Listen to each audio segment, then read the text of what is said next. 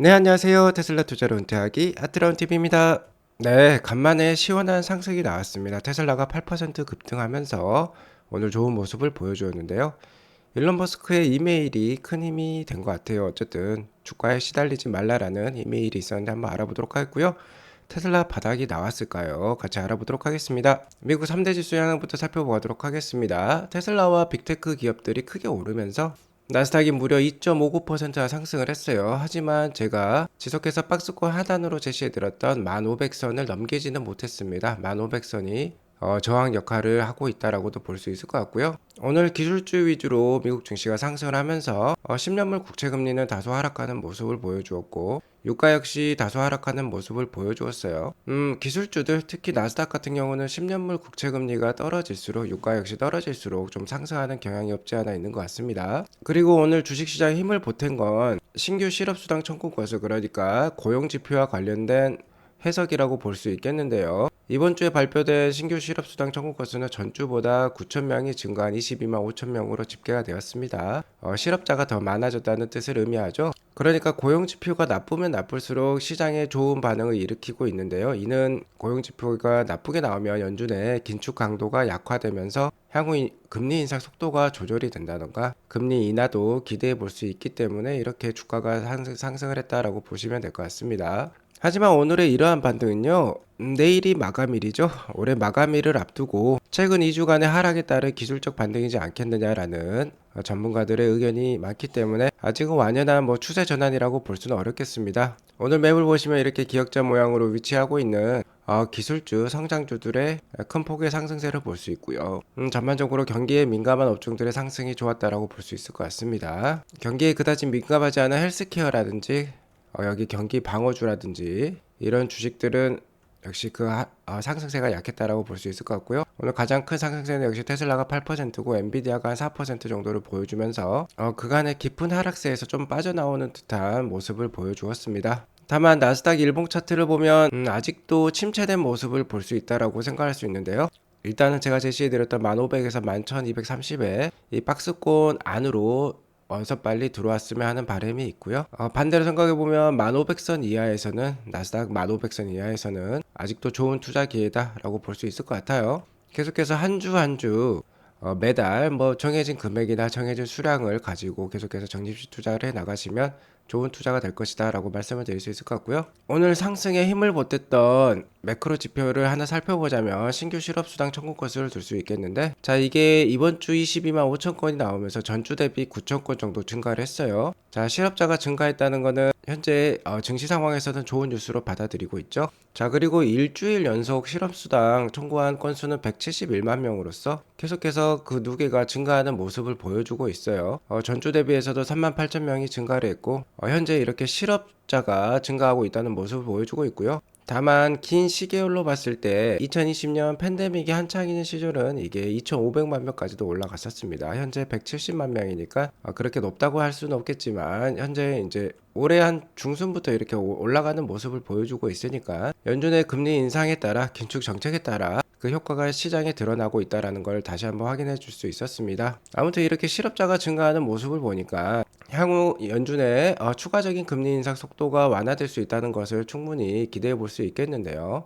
자, 어제 67.8%까지 나왔던 베이비 스텝의 확률이 72.3%까지 올라왔어요. 자, 이는 다음 FOMC 회의라고 할 수 있는 2월 1일에 금리 인상의 가능성이 되겠는데요. 연준은 저번 FOMC 때 내년에 금리 인하할 일은 별로 없겠다라고 얘기를 했기 때문에 역시 그 금리 인상 속도가 중요할 것 같습니다. 그 금리 인상 속도와 함께 내년에 최종 금리 수준이 중요할 것 같은데요. 연준 위원들도 의견이 분분하지만 그리고 누군가는 5%대 초반이 될 것이라고 얘기를 많이 하고 있지만 아직까지 시장에서는 4%대 후반이 될 거라는 기대감이 높은 것으로 판단이 됩니다. 자, 그럼 내년에 2월달, 3월달 베이비 스텝에 0.25% 금리 인상을 한 차례 한 차례에서 총 두 차례를 하면 더 이상의 금리 인상은 없을 것 같고요. 이렇게 되면 내년에 한 차례 그래도 한번 반등이 크게 나오지 않을까 한번 기대해 볼 수 있을 것 같아요. 테슬라 일봉 차트를 보면 오늘 8.08% 크게 올랐습니다. 121.82불로 마감을 했는데요.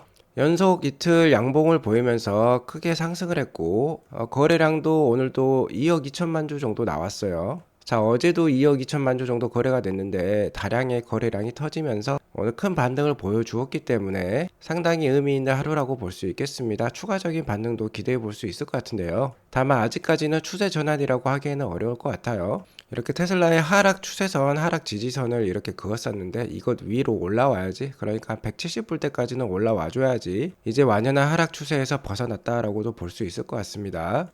그러니까 아직까지는 좀 보수적인 투자가 필요할 것 같아요. 추가적인 하락도 나올 수 있으니까 매달이라든지 매주 금액이나 수량을 정해두고 적립식 투자를 해 나가는 게 안정적인 투자를 이어나갈 수 있겠다라고 말씀을 드릴 수 있을 것 같고요. 어쨌든 테슬라가 그동안 너무 많이 빠진 것도 있지만 오늘의 상승은 일론 머스크의 이메일에서도 기인했다라고도 할 수 있겠습니다. 일론 머스크는 어제 테슬라 임직원들에게 연말 서한 이메일을 보냈어요. 자, 주식의 광기에 시달리지 말아라 라고 얘기를 했다고 합니다. 테슬라 임직원들 역시 스톡옵션을 가지고 있죠.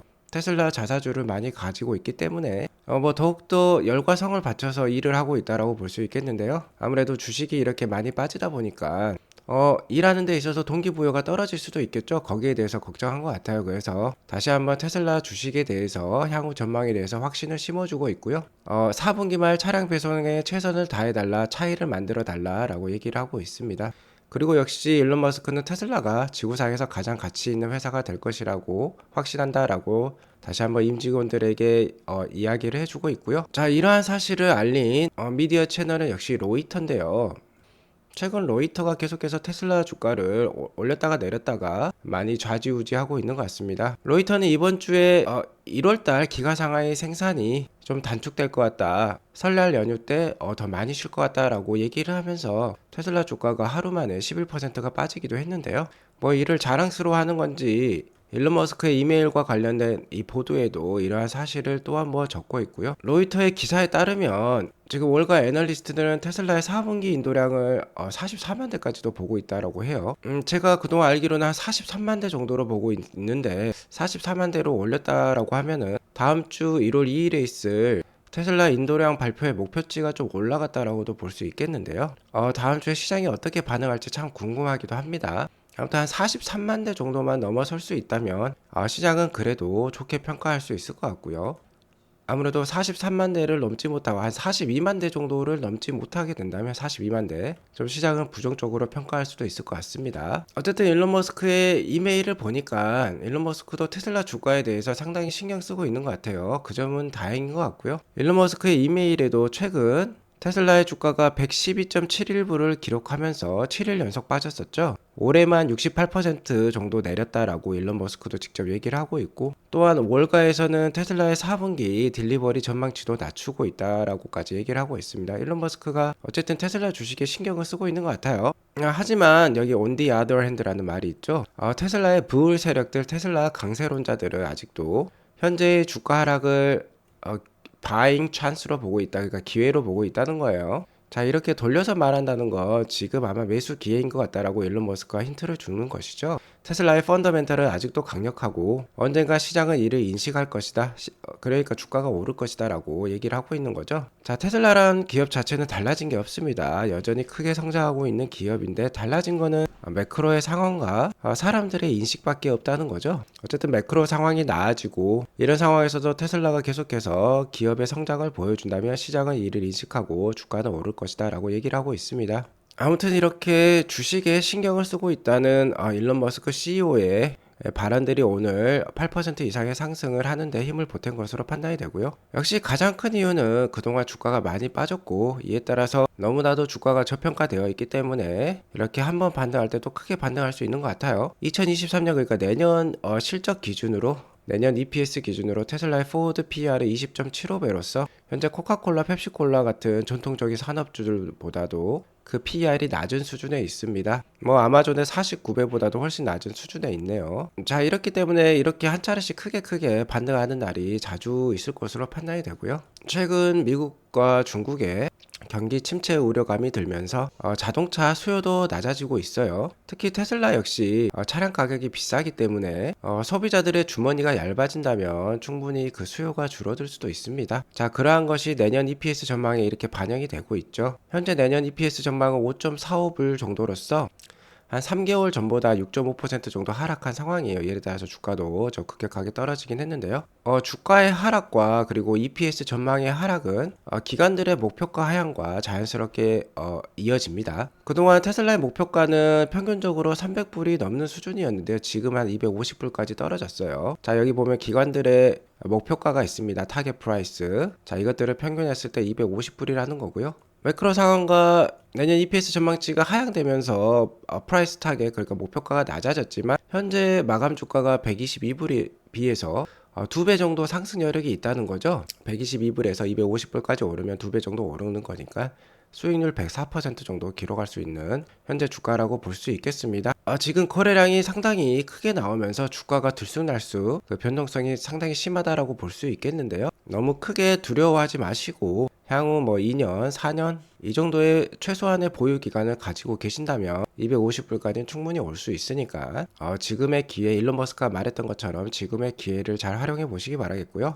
테슬라의 목표가는 계속해서 올라갈 것으로 저는 판단이 됩니다. 왜 그러냐면 배터리 EV 침투율이 계속해서 증가하고 있기 때문이에요. 시장의 파이가 전체 파이가 커진다는 건 테슬라가 점유율 글로벌 시장 점유율 20% 정도의 배터리 EV 점유율을 가지고 있는데 그 점유율을 유지할 수만 있다면 계속해서 실적 성장이 이어진다는 것을 뜻합니다. 현재 글로벌 3대 EV 시장이라고 할 수 있는 중국, 유럽, 미국의 배터리 EV 그러니까 전기차의 침투율을 보면 지금 15%를 넘은 상황이에요. 가장 높은 침투율은 중국입니다. 20%가 넘었어요. 21.6%까지 지금 2022년 3분기에 올라왔고 유럽은 한 13%, 미국은 6.2% 정도 됩니다. 어쨌든 글로벌 배터리 EV 점유율이 15%가 넘었다는 건요. 캐즘의 영역을 넘었다는 건데 대중화의 초입이라는 것을 의미합니다. 이제 얼리 아답터 시장에서 이제 매스 마켓 시장으로 넘어가고 있다는 것을 뜻하고요.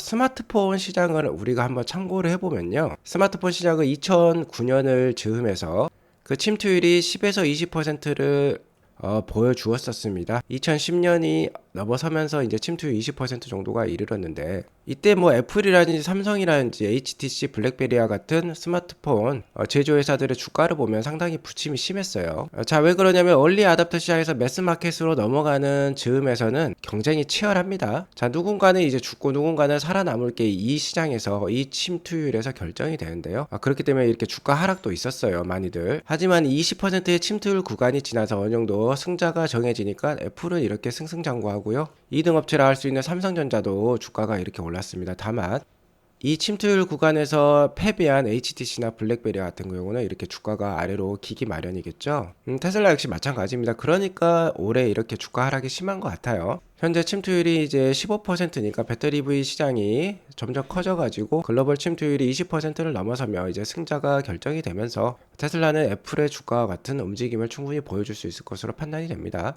그리고 내연기관차를 총 포함해서 테슬라의 전체 승용차 시장 점유율은 약 한 3%까지 올라왔어요. 미국에서는 약 4%. 그러니까 미국 시장에 100대의 전체 차량이 팔린다면 그 중에 4대가 이제 테슬라라는 겁니다. 자, 중요한 건 이게 우상향하고 있다는 거죠. 전반적으로 다 우상향하고 있다라고 보시면 될 것 같고요.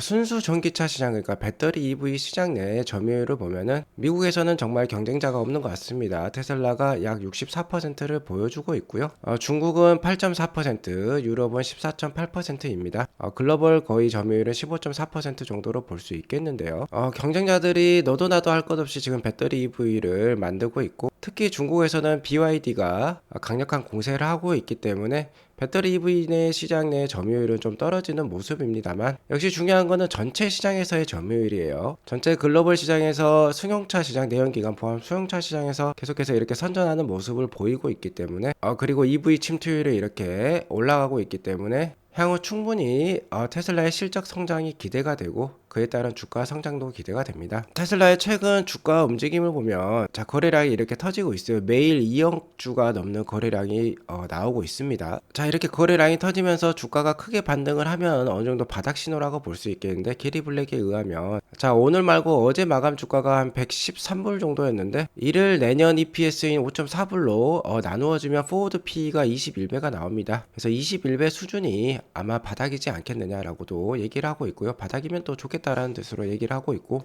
테슬라의 볼륨과 EPS 성장, 그러니까 테슬라의 실적 성장은요 2026년까지 매해 평균 35%가 예상이 됩니다. 또한 이러한 성장은 좀 전에 말씀드렸다시피 배터리 EV의 침투율이 올라가고 있기 때문에 뭐 10%대에서 2026년에는 35%까지 올라갈 예정에 있기 때문에 어느 정도 보장이 된다라고 볼 수 있을 것 같아요. 테슬라도 연평균 35% 성장, EV 시장도 연평균 한 37% 성장. 자, 이러니까 구조적 성장주로서 이렇게 가격이 싸졌을 때 우리가 좀 장기적인 안목을 가지고요, 희망적인 투자를 이어나가시면 좋을 것 같고요. 역시 테슬라 주가 성장의 과정에는 현재 테슬라가 보유하고 있는 EV 시장 점유율, 글로벌 시장 EV 점유율 약 19에서 20% 정도를 유지할 수 있느냐가 중요할 것인데요. 자, 내년에는 사이버 트럭이 나오고 내후년에는 뭐 3만 불짜리 차량이 나올 수도 있고요. FSD 기술은 계속해서 발전을 하고 있고 새로운 기가팩토리가 아마 다음 달 발표가 될 예정인데 테슬라가 규모의 경제를 만들면 만들수록 원가는 낮아지고요. 자, 이에 따라서 더욱더 좋은 가격 경쟁력을 유지할 수 있을 것이에요. 그러면 테슬라가 EV 시장 점유율 한 20%를 계속해서 가져갈 수 있을 것 같습니다. 자, 이제 내일 우리나라 시간으로는 오늘이 이제 미국장의 마감이 될 건데요. 뭐 다음 주가 더욱더 중요해진 순간이라고 볼 수 있겠어요. 다음 주 1월 2일에 인도량 발표에 따라서 테슬라 주가가 한 차례 또 출렁일 수도 있을 것 같은데요. 약 한 43만 대에서 44만 대만 넘겨준다면 주가 반등이 좀 더 나올 수 있을 것 같고요. 만약 42만 대 이하가 나온다, 뭐 41만 대 정도 나온다 하면 주가가 한 차례 더 흔들릴 수 있다는 거 염두에 두시고 투자를 이어나가시면 좋겠습니다. 오늘 이것으로 방송을 마치겠고요. 오늘 방송이 도움이 되었으면 구독과 좋아요 알람 설정 꼭 눌러주시기 바라겠습니다. 즐거운 금요일 되세요. 감사합니다.